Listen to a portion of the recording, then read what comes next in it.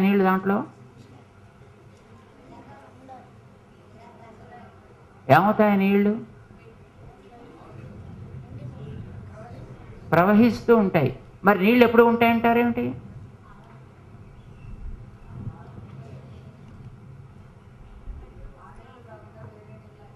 ఆ నీళ్ల లాంటి నీళ్లు ఉంటాయి కదా, ఆ నీళ్లతోటి సమానంగా కనిపించే నీళ్లు అందులో ఉంటాయి. అలా సమానంగా ఆ నీళ్లలానే కనిపించే వాటిని సజాతీయములు అంటారు. ఏమంటారు వాటిని? సజాతీయాలు. అంటే మనం ఇందాక స్నానానికి వెళ్ళినప్పుడు మనం ఒకసారి మునికి పైకి లేచేటప్పటికి ఆ నీళ్ళు ఏమైపోయాయి? వెళ్ళిపోయి ఏమైంది అక్కడ? మళ్ళీ సజాతీయమైన నీరు మళ్ళీ అక్కడికి వచ్చింది. ఆ ముందర నుంచి సజాతీయమైన నీరు వచ్చింది. ఇంకోసారి మళ్ళీ మునిగి మళ్ళీ పైకి లేచారు. అప్పుడేమైంది? ఆ నీళ్లు మళ్ళీ వెళ్ళిపోయాయి. సజాతీయమైన నీరు మళ్ళీ వచ్చింది. అవునా కదా? అంటే ఇప్పుడు దాంట్లో నీళ్ళు ఎప్పుడు ఉంటున్నాయా లేవా? ఇంతకీ ఉంటున్నాయి కానీ ఉండటం లేదు. అదేమిటి? ఉంటున్నాయి కానీ ఉండట్లేదు ఏమిటండి? అంటే నీరు అనేది ఎప్పుడు ఉంటుంది కానీ ఆ నీరే ఎప్పుడు ఉండటం లేదు. అంటే సజాతీయమైనటువంటి నీరు దాంట్లో ఉంటుంది కనుక పాత నీరు వెళ్ళిపోయి కొత్త నీరు వచ్చినా మనకి ఇదేదో కొత్త నీరు అన్నట్టు అనిపించటం లేదు. అది నిత్యము నీరు దాంట్లో ఉంది అని అనిపిస్తోంది. ఇది ఒక రకమైనటువంటి నిత్యత్వం అంటారు దీన్ని. ఏ నిత్యత్వం అంటారు దీన్ని? ప్రవహిస్తూ ఉండే నిత్యత్వము. ఏమంటారు దాన్ని? ప్రవాహతో నిత్యము. ఎలా అంటారు దాన్ని? నదిలో నీళ్లు ప్రవాహతో నిత్యము. అవునా కదా? అలాగే ఇప్పుడు మనకి గాలి వీస్తోంది. ఇందాకను మనం గాలి పీల్చాం, ఇప్పుడు గాలి పీలుస్తున్నాం. గాలి ఉందే ఎప్పుడు మన మధ్య? ఇందాక పీల్చిన గాలి మళ్ళీ ఉందే మన దగ్గర? వెళ్ళిపోయింది ఆ గాలి. ఆ గాలి వెళ్ళిపోయింది, కొత్త గాలి వచ్చింది. కానీ గాలి ఎప్పుడు మన మధ్య ఉంటుంది. అది కూడా ప్రవాహతో నిత్యమే. ఇప్పుడు మనం ఈ భూమి మీద చెట్లు చూస్తున్నాం. నిన్నటి చెట్టేనా ఈ చెట్టు? మారిందా? నిజంగా చెట్టు నిన్నటిదే లాక్ కనిపిస్తోంది. కానీ నిన్నను ఆ చెట్టుకుండే ఆకుల కంటే కొత్త ఆకులు దాంట్లో కొన్ని వచ్చాయా లేవా? నిన్న ఉండే ఆకులు కొన్ని రాలిపోయావా లేవా? మరి నిత్యం అంటారేమిటదని? అదే చెట్టు అంటారేమిటి? సజాతీయమైన ఆకులు దాంట్లో ఉన్నాయి. ఇప్పుడు మన శరీరం గురించి చెప్పండి మీరు. మన శరీరం నిన్నటి శరీరం ఇవాళ శరీరం ఒకటేనా కాదా? నిజంగా చెప్పాలి. కాదా? ఎందుకు కాదు? కాదు, కరెక్టే మీరు చెప్పింది. ఎలా కాదో చెప్పాలి మీరు.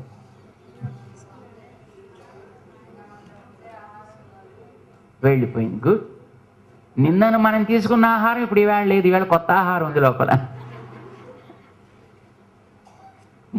నిన్న మన శరీరంలో ఉండే కొన్ని జీవకణాలు వెళ్ళిపోయాయి, కొత్త జీవకణాలు మళ్ళీ మన శరీరంలో పుట్టాయి.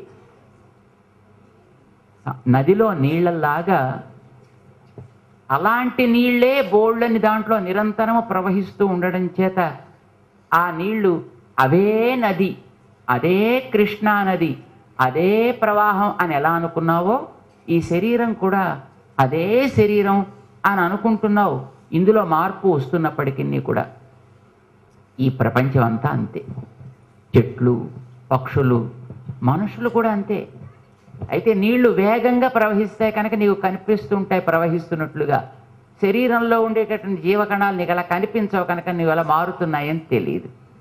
చెట్లో ఉండేవి కూడా మారుతూ ఉన్నప్పటికీ నువ్వు దాన్ని గుర్తించలేవు, అంతే తేడా.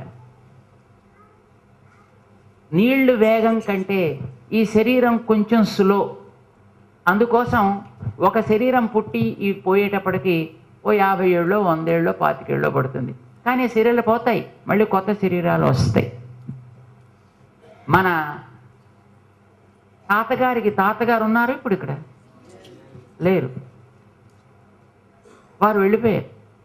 కానీ ఆ కుటుంబం ఉంది చూడండి. మనుషుల్లో కొంతమంది మనుషులు పాతకాలం వాళ్ళు వెళ్ళిపోయారు, ఇప్పుడు కొత్త మనుషులు వచ్చారు. మనం ఎంతకాలం ఉంటాం? ఓ కొద్ది రోజులు ఉంటామని, ఆ తర్వాత మనం వెళ్ళిపోతాం, మళ్ళీ కొత్త శరీరాలు మళ్ళీ వస్తాయి. ఈ శరీరాలు పోతాయి, కొత్త శరీరాలు వస్తాయి, అవి పోతాయి, మళ్ళీ కొత్త కానీ భూమి మీద శరీరాలు అనేవి నిరంతరం సాగుతూ ఉంటాయి. ఎలాంటి శరీరాలు సాగుతుంటాయి? సజాతీయమైన శరీరాలు సాగుతూ ఉంటాయి. ఈ ప్రపంచం అంతా అలాంటిది. ఇదంతా కూడా సమానమైనటువంటి జాతి కలిగిన వస్తువులు ఎప్పుడు అలాగా సాగుతూ ఉంటాయి. ఇవన్నీ కూడా దేవుడి యొక్క అద్భుతమైనటువంటి దేహము.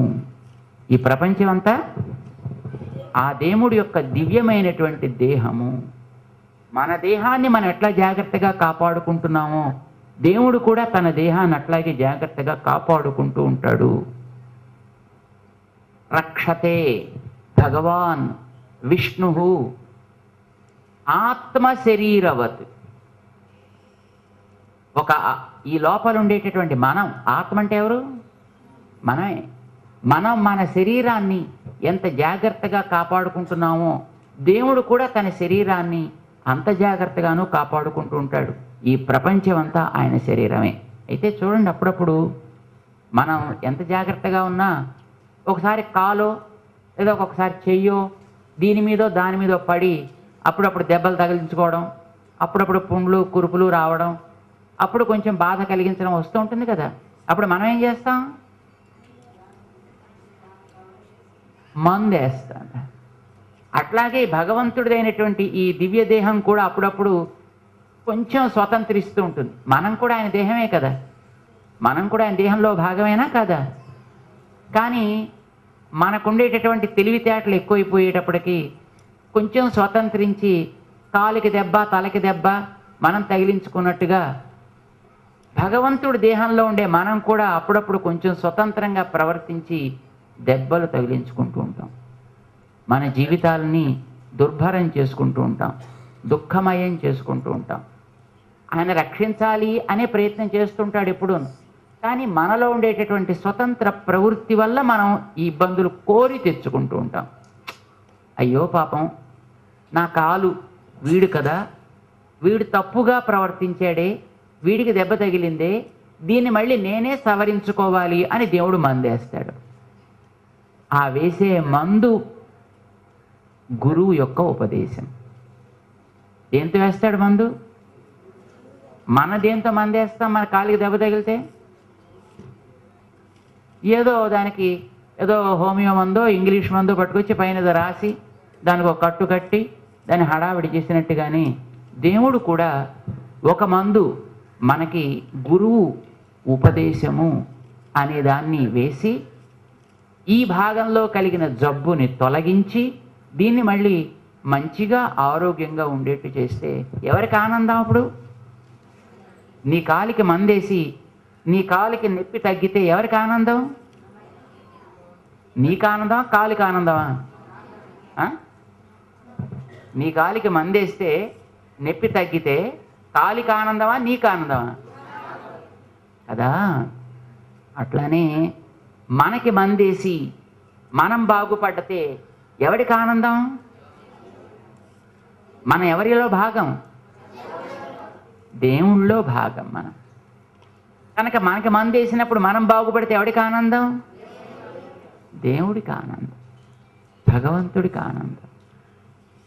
భగవంతుడు తానెప్పుడు హాయిగా ఉండాలి అని కోరుకుంటాడు. ఆయన హాయిగా ఉండాలంటే మనందరినీ హాయిగా అట్టే పెట్టాలి. మన్ని హాయిగా అట్టే పెట్టాలంటే మంచి గురువుని ఇవ్వాలి. ఆ గురువు ద్వారా మంచి ఉపదేశం చేయించాలి. అది మనం ఆచరించేటట్టుగా మనకి శక్తినివ్వాలి. అప్పుడు మనం బాగుపడతాం. అలా బాగుపడితే అప్పుడు దేవుడు సంతోషిస్తాడు. ఇది మనకి భగవద్ రామానుజుల వారు చెప్పిన ఉపదేశం. చేత నాయన, నువ్వు దేవుళ్ళో ఒక భాగమయా, ఆయన శరీరం లాంటి వాడివి నువ్వు. నువ్వు స్వతంత్రించి అప్పుడప్పుడు చేసినటువంటి ప్రవృత్తుల వల్ల వచ్చి ఈ భూమి మీద పుట్టావు, ఈ శరీరంలో పుట్టావు. తెలుసుకో, ముందర మందు వేసుకో. నువ్వు కాలు మీద దెబ్బ తగిలినప్పుడు మందు వేస్తానంటే వద్దొద్దండి కానీ ఆ కాలు వెనక్కి వెళ్ళిపోయింది అనుకోండి, దెబ్బ తగ్గుతుందా? అప్పుడప్పుడు కొంతమంది చూడండి, ఏదైనా మందు రాస్తామనంటే అబ్బా వద్దండి వద్దండి అని వెనక్కి తీసేసుకుంటారు, లేదు పారిపోతుంటారు. అప్పుడు ఏమవుతుంది? తగ్గదు, ఏం తగ్గదు, అలాగే ఉండిపోతుంది అంతే. అట్లానే ఆచార్య ఉపదేశాన్ని లభించని ప్రాణులు, జీవులు తిరిగి మళ్ళీ ఈ సంసారం అనేటటువంటి జబ్బులతో నిరంతరం పైకి క్రిందకి తిరుగుతూనే ఉంటారు. ఎవడికి ఆచార్యోపదేశము లభ్యమైందో, ఎవడు దాన్ని పాటించాలి అని అనుకుంటాడో, ఎవడు దాన్ని స్వీకరించి పాటిస్తూ ఉంటాడో అప్పుడు వాడికి భక్తుడు అని పేరు. భగవంతుడు ఎప్పుడు అలాంటి వాళ్ళ విషయంలో చాలా జాగ్రత్తగా ఉంటాడు. రక్షతే భగవాన్ విష్ణు. భగవంతుడిని మనం విష్ణువు అని అంటాం.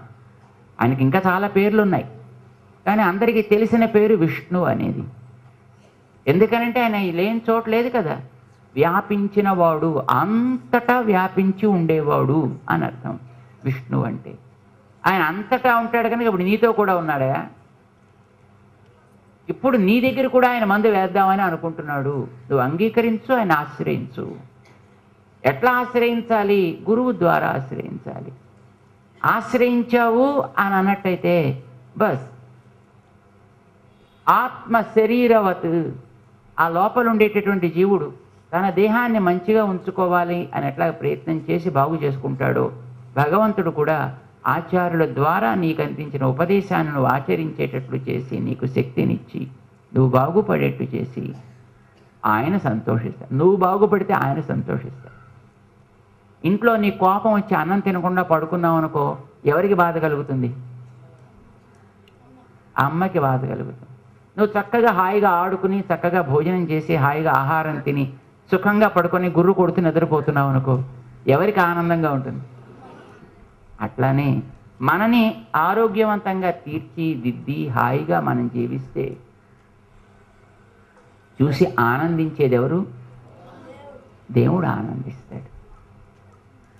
ఇది ఒక అద్భుతమైనటువంటి ఒక సిద్ధాంతంగా మలచి దీనిని ఉపదేశం చేశారు భగవద్ రామానుజ ఆచార్య స్వామి.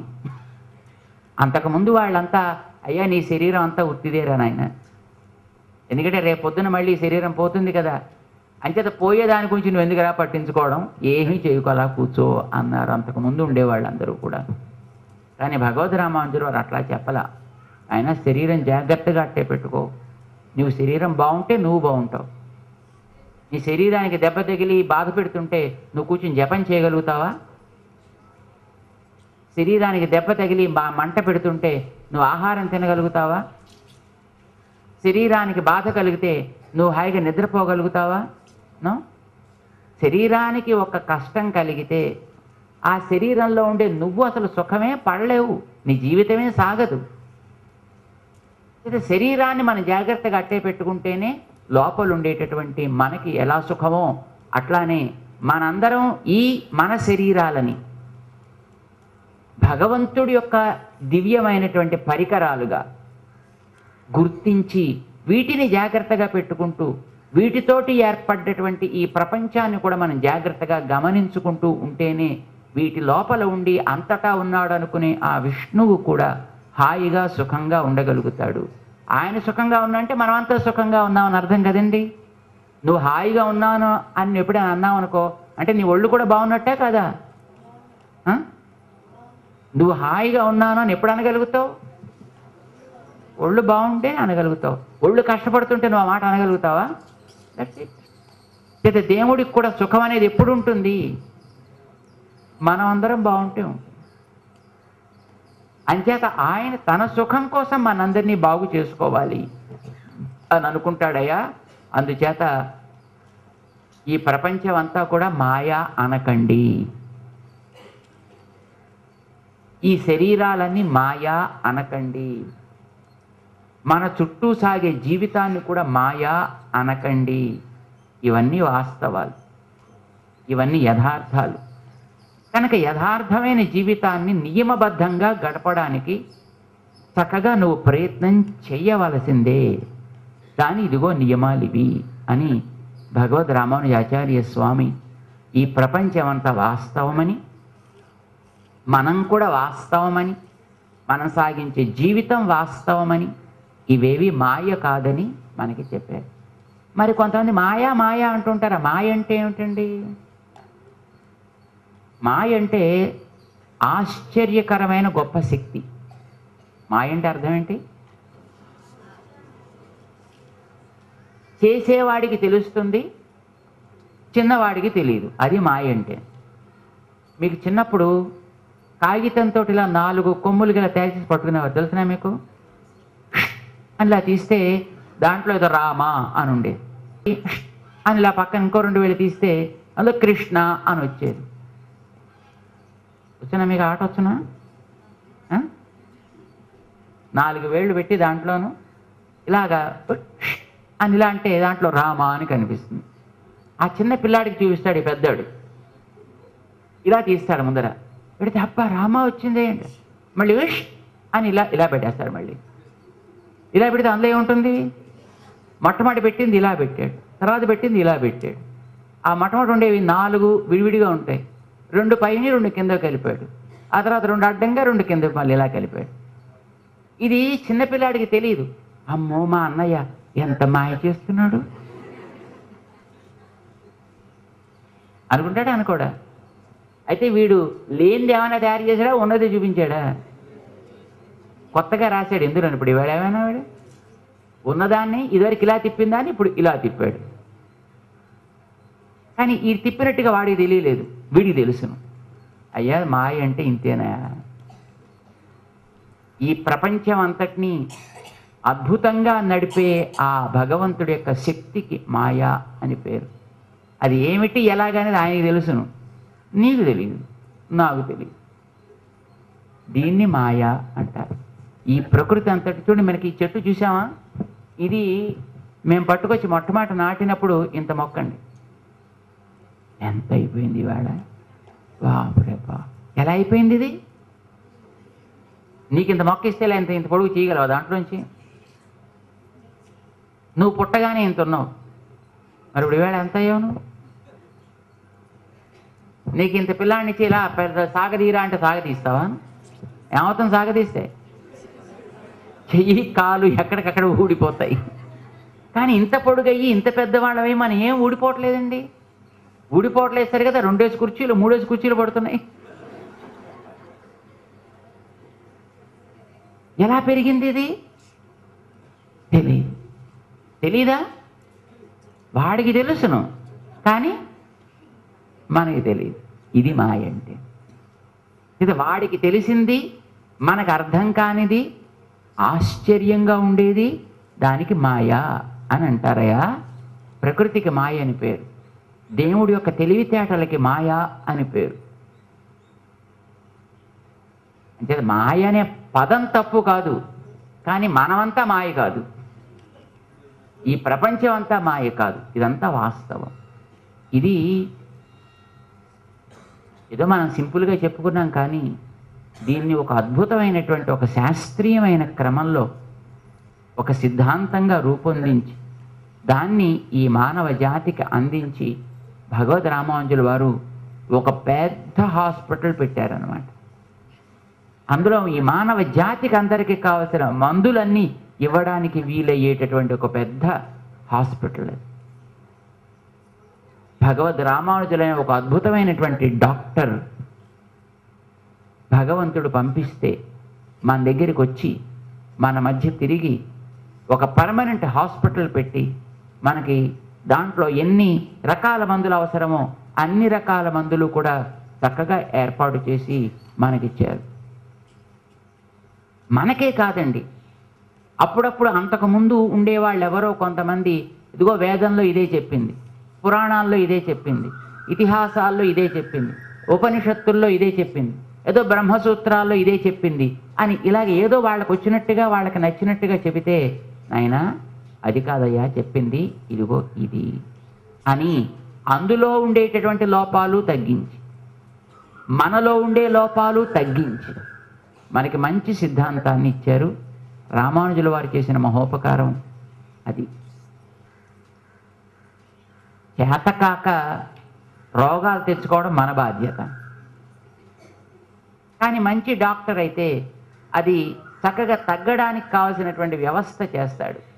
అట్లానే మనం తెలియక ఈ లోకంలో పుట్టి రకరకాల అహంకార ప్రయుక్తమైనటువంటి రోగాలు మనం తెచ్చుకుంటుంటే అవి తగ్గించి మనకి మంచి ఆరోగ్యాన్ని ఇచ్చేటటువంటి అద్భుతమైన డాక్టర్ భగవద్ రామానుజ ఆచార్య స్వామి. అందుకే వారు ఇచ్చినటువంటి ఆ మందులు, వారు పెట్టిన హాస్పిటల్ ఇప్పటికీ కూడా చాలా సమర్థవంతంగా సాగుతోంది. కనుకనే వారిని మనం జ్ఞాపకం చేసుకోవడం చాలా అవసరం. 996 సంవత్సరాలు గడుస్తోంది వారు ఈ వైద్యశాల పెట్టి, కానీ ఇప్పటికీ దాన్ని చాలా చక్కగా నడిపిస్తున్నారు. వారు ఏర్పరిచిన వ్యవస్థని కాపాడేటటువంటి పెద్దలు కూడా. అందుకే రామానుజుల వారి గురించి ఒక మంచి శ్లోకం చెప్తారు. తస్మై రామానుజార్యాయ నమః పరమ యోగినే. యోగి అంటే డాక్టర్, యోగి అంటే డాక్టర్. తస్మై రామానుజార్యాయ నమః పరమ యోగినే. మంచి డాక్టర్ అయినటువంటి రామానుజాచార్యుల వారికి నమస్కారం. ఏమిటి ఆయన చేసేది? ఏ మందులు ఇస్తారైనా? ఆ మందులు ఎవరి మీద పనిచేస్తాయి? ఏ రామానుజాచార్యుల వారైతే శృతి స్మృతి సూత్రాణం అంతర్జ్వరం అశీశమత్. వారు చేసిన గొప్ప కార్యం ఏంటంటే శృతి అంటే వేదానికి, స్మృతి